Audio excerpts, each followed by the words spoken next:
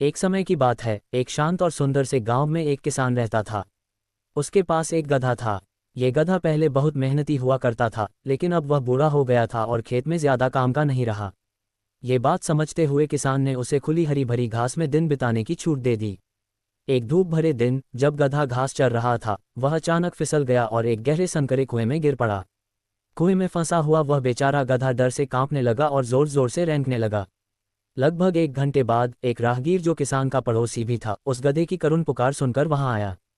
उत्सुकता और चिंता में वह कुएं के पास गया और नीचे झांक कर देखा, गधा कुएं की तली में फंसा हुआ था। वह एक पल भी नहीं रुका और तुरंत गांव की ओर भागा ताकि किसान को सूचित कर सके। खबर मिलते ही किसान ने अपने पड़ोसियों को बुलाया और मदद मांगी। सभी लोग भागे भागे कुएं के पास पहुंचे। वहां उन्होंने गधे को दर्द और डर में डूबा देखा, उसकी आंखों में आंसू थे।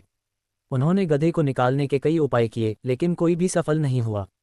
दिन ढलने लगा और किसान निराशा और व्यवहारिक सोच के बीच उलझा हुआ एक कठोर निर्णय पर पहुंचा।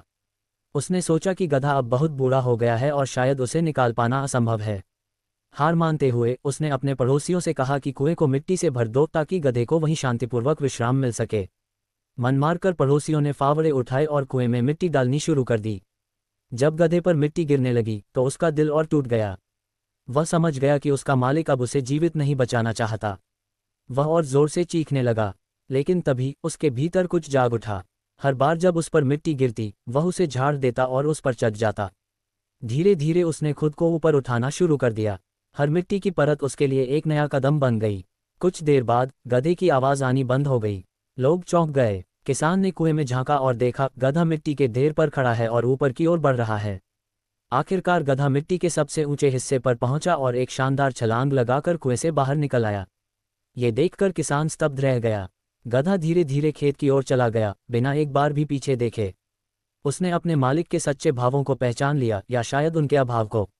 अब वह आज़ाद था, आत्मनिर्भर था और उसने अपने जीवन का दूसरा अवसर पूरी तरह से स्वीकार कर लिया।